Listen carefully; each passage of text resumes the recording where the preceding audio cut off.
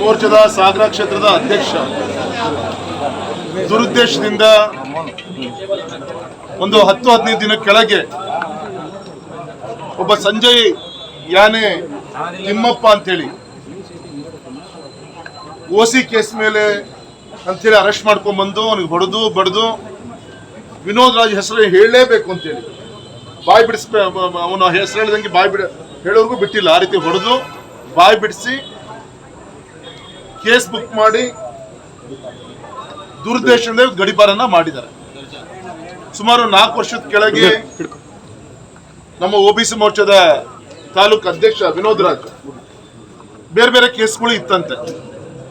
ಬಜರಂಗ್ ದಳದ ಹಿನ್ನೆಲೆ ಇರುವಂತ ಒಬ್ಬ ಕಾರ್ಯಕರ್ತ 4 ವರ್ಷದಿಂದ ಶಾಂತಿಯುತವಾಗಿ ಸಮಾಜಮುಖಿಯಾದಂತಹ ಕೆಲಸ ಕಾರ್ಯಗಳನ್ನು ಮಾಡ್ಕೊಂಡು ಬರ್ತಾ ಇದ್ದಾನೆ.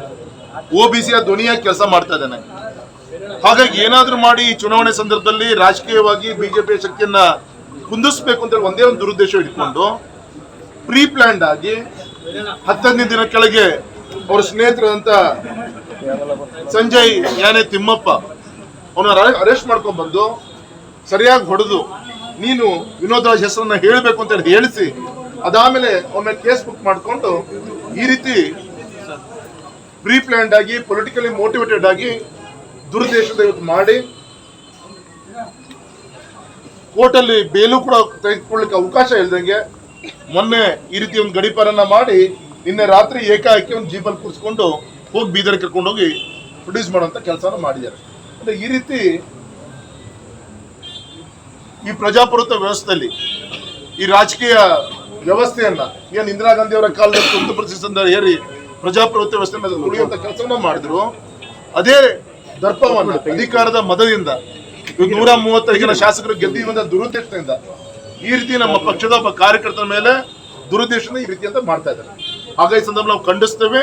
ಗೌರವಿತ ಜಿಲ್ಲಾಧಿಕಾರಿ ನಾನು ವಿನಂತಿ ಮಾಡ್ಕೊಂತೇನೆ, ಈಗೂ ಕೂಡ ನಿಮಗೆ ಕಾನೂನು ಪ್ರಕಾರ ಅವಕಾಶ ಇದ್ರೆ ಅಂಬೇಡ್ಕರ್ ಕೊಟ್ಟಂತ ಮತದಾನದ ಹಕ್ಕು ನಾಳೆ ಅವ್ನು ಮಾಡ್ಬೇಕು, ಅವನು ಆ ಅವಕಾಶವನ್ನು ಮಾಡಿಕೊಡ್ಬೇಕು. ಮತ್ತೆ ಇವತ್ತೇನು ಗಡಿಪಾರನ್ನು ಮಾಡಿದಿರಿ ನಿಮ್ಮ ಕಾನೂನಿನ ಚೌಕಟ್ಟಲ್ಲಿ ವಾಪಸ್ ತೆಗೆದುಕೊಂಡು ನ್ಯಾಯಯುತವಾಗಿ ಆ OBC ಅವರಿಗೆ ನ್ಯಾಯವನ್ನು ಒದಗಿಸಿಕೊಂಡು ಕೆಲಸವನ್ನು ಮಾಡಬೇಕು. ದುರುದ್ದೇಶದಿಂದ ಕಳೆದ 10 ದಿನಗಳಿಗೆ ಗುಂಡಾಗಿರಿ ಮಾಡಿ ನಮ್ಮ ಕಾರ್ಯಕರ್ತನ ಬಲವಂತವಾಗಿ ನಮ್ಮ ಕಾರ್ಯಕರ್ತನ ಹೆಸರಲ್ಲಿ ದುರುದ್ದೇಶದ ಈ ರೀತಿ ಮಾಡಿದರೆ ಇನ್ನು ಬಿಜೆಪಿ ಯಾವುದೇ ಕಾರ್ಯಕರ್ತರು ಕೈಗೆ ಬಳೆಯನ್ನು ಹಾಕೊಂಡಿಲ್ಲ. ಸಂದರ್ಭ ಬಂದರೆ ಇದು ಶಾಂತಿಯುತವಾಗಿ ಚುನಾವಣೆ ಆಗ್ಬೇಕು ಅಂತ ನಮ್ಮೆಲ್ಲರೂ ಕೂಡ ಅಪೇಕ್ಷೆ ಇದೆ. ಇನ್ನು ಮುಂದೆ ಈ ರೀತಿಯಾದ ಕಾರ್ಯ ಆಗ್ಬಾರ್ದು ಅಂತ ಈ ಸಂದರ್ಭ ಒತ್ತಾಯ ಮಾಡ್ತೀವಿ. ಬಂದಿದೆ, ಅವ್ರ ಮುಖಾಂತರ ಇವತ್ತು ಪ್ರಪೋಸಲ್ ಬಂದಿರುತ್ತೆ ಸರ್. ಇಬ್ರು ಮಾಡಿದ್ದಾರೆ ಸರ್. ಈ ತರ ಒಬ್ಬ ಸಂಜಯ್ ಯಾನೆ ತಿಮ್ಮಪ್ಪ ಅಂತೇಳಿ, ವಿನೋದ್ ರಾಜ್ ನಮ್ಮ OBC ಮೋರ್ಚಾದ ಜಿಲ್ಲಾಧ್ಯಕ್ಷ. ಹಾಗಾಗಿ ಇಬ್ರು ಸಾಗಿದ್ದಾರೆ ಸರ್. ಏನ್ ಮೆಸೇಜ್ ಹೋಗ್ತಾ ಇದೆ ಸರ್ ಈ ಟೈಮ್ ಅಲ್ಲಿ ಇಂಥ ಪ್ರಕ್ರಿಯೆಗಳು ಏನ್ ಮೆಸೇಜ್ ಹೋಗ್ತಾ ಇದೆ ಅಂತ? ದುರುದ್ದೇಶ ಸರ್. ಒಂದು ಹಗಲು ರಾತ್ರಿ ಕೆಲಸ ಮಾಡುವಂತ ನಮ್ಮ ಪಕ್ಷದ ಕಾರ್ಯಕರ್ತರನ್ನ ತುಂಬಾ ಸಕ್ರಿಯವಾಗಿ ಏನ್ ಕೆಲಸ ಮಾಡ್ತಿದ್ದಾರೆ ಅವರಿಗೆ ಈ ಕೇಸ್ ಮುಖಾಂತರ ಡಿಮಾರಲೈಸ್ ಮಾಡುವಂತ ಒಂದು ಷಡ್ಯಂತ್ರ ಈ ಒಂದು ಚೌಕಟ್ಟಲ್ಲಿ ನಡೀತಾ ಇದೆ. ಹಾಗಾಗಿ ಯಾವ್ದಾದ್ರು ಕೂಡ ಧೃತಿ ಕೆಡುವಂತ ಅವಶ್ಯಕತೆ ಇಲ್ಲ.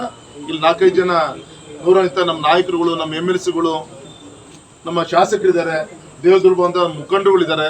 ಹಾಗೆ ಈ ರೀತಿಯಂತ ಷಂಡ ರಾಜಕಾರಣಕ್ಕೆ ನಾವು ಯಾರು ಕೂಡ ತಲೆ ತೆಗೆಸುವ ಪ್ರಶ್ನೆನೇ ಇಲ್ಲ. ಸಂದರ್ಭ ಬಂದರೆ ಬೀದಿ